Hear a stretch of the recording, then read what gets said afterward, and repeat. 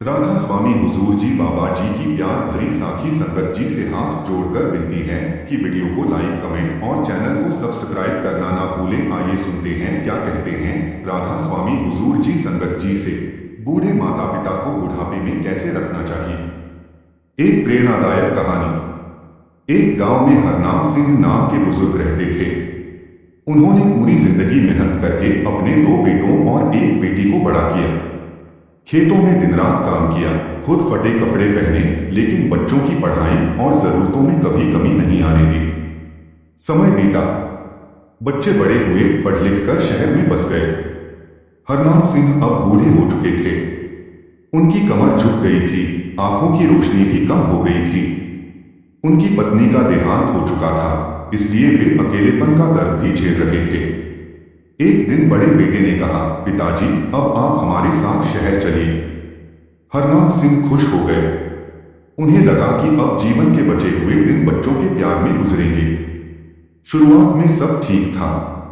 पोते पोतियां दादाजी के साथ खेलते थे, लेकिन धीरे धीरे घर के लोग अपने कामों में व्यस्त हो गए।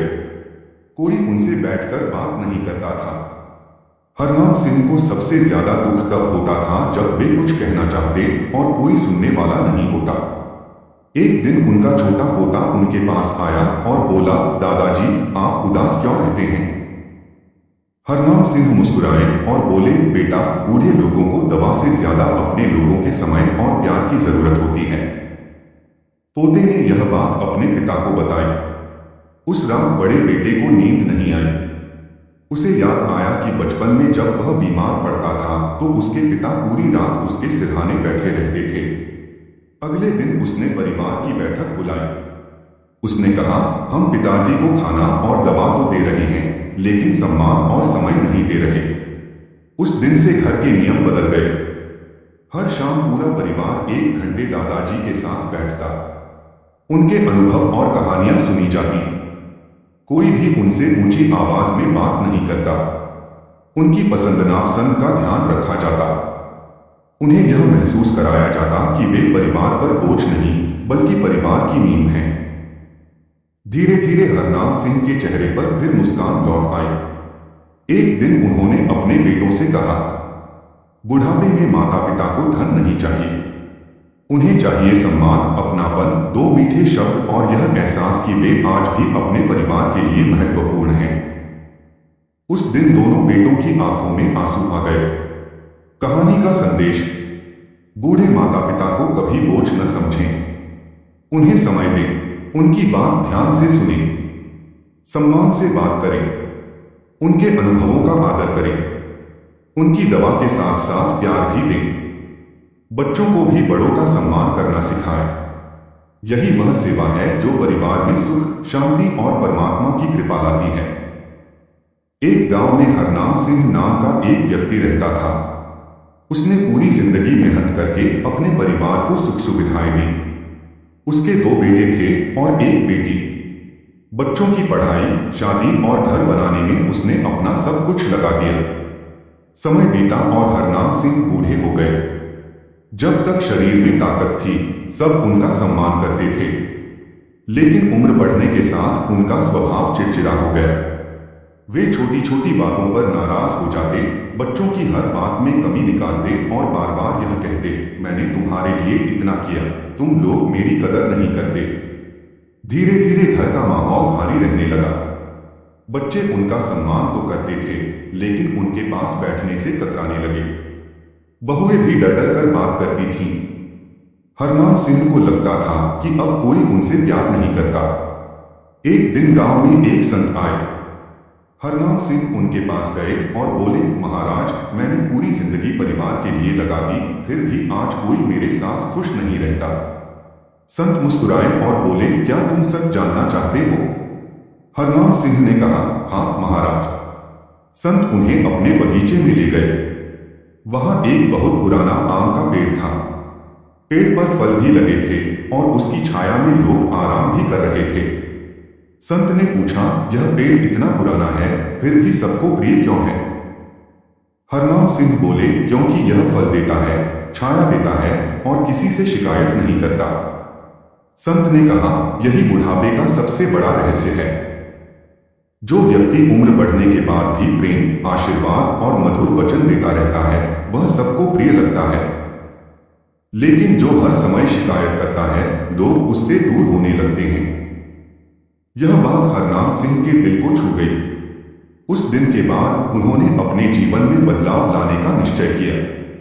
अब वे सुबह उठकर परमात्मा का नाम लेते, घर के हर सदस्य को मुस्कुराकर आशीर्वाद देते और छोटी छोटी बातों पर नाराज नहीं होते। अगर पोता गलती कर देता तो डांटने की बजाय प्यार से समझाते। बहुओं के काम में कमी निकालने के बजाय उनकी तारीफ करते। बेटों से यह उम्मीद छोड़ दी कि वे हर समय उनकी सेवा करें।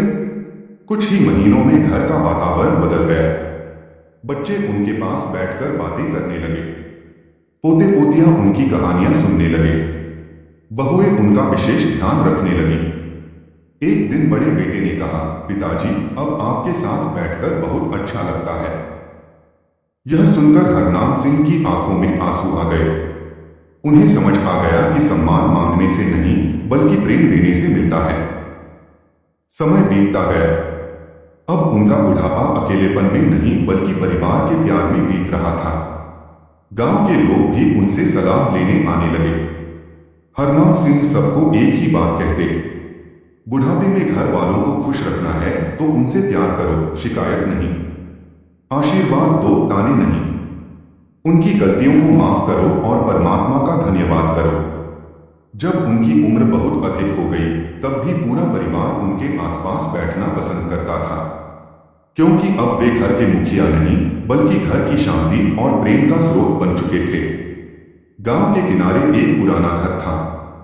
उस घर में 75 वर्षीय रघुनाथ जी रहते थे। उनके 3 बेटे और 1 बेटी थी।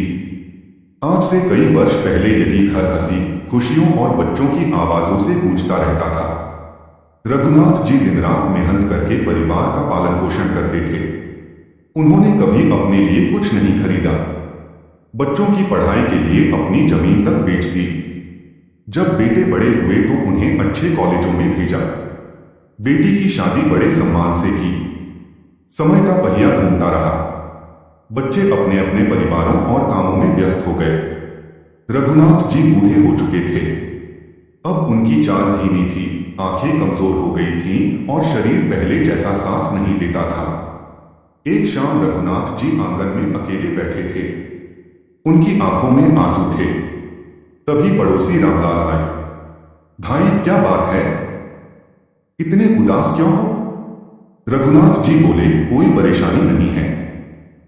बस कभी कभी लगता है कि अब मेरी जरूरत किसी को नहीं रही। रामलाल चुप हो गए। उन्हें समझ नहीं आया कि क्या कहें। उधर रघुनाथ जी का सबसे छोटा पोता अर्जुन यह सब सुन रहा था। वह केवल 14 साल का था, लेकिन उसका दिल बहुत संवेदनशील था। उस रात अर्जुन सो नहीं पाया। वह सोचता रहा कि दादाजी ने पूरे परिवार के लिए इतना कुछ किया और आज वे अकेले महसूस कर रहे हैं।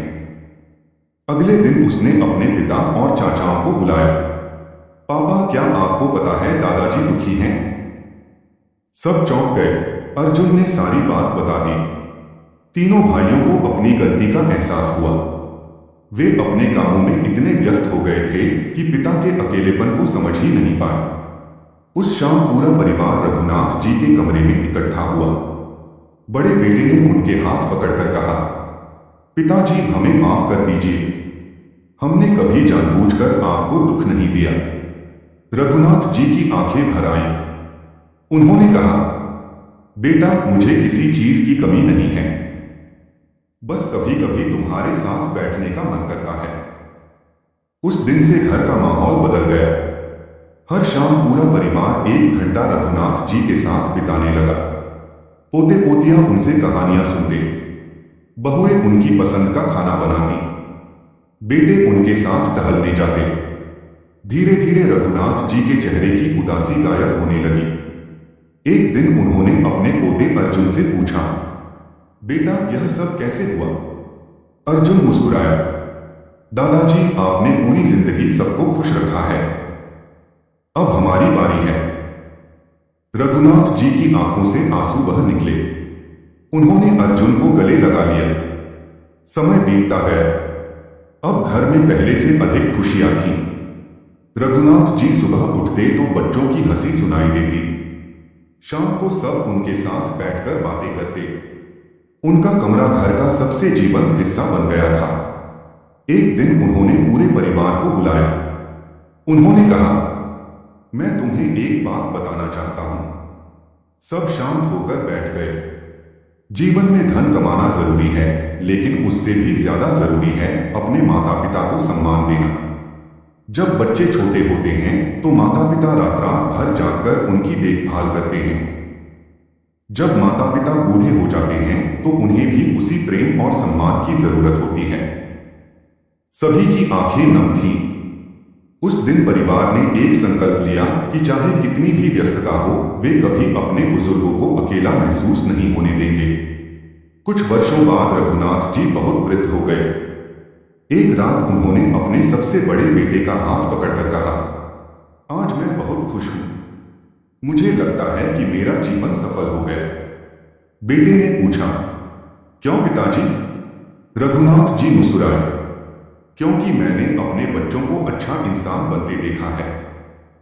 कुछ दिनों बाद वे शांत मन से इस संसार से विदा हो गए। लेकिन जाते जाते वे पूरे परिवार को एक अमूल्य सीख दे गए।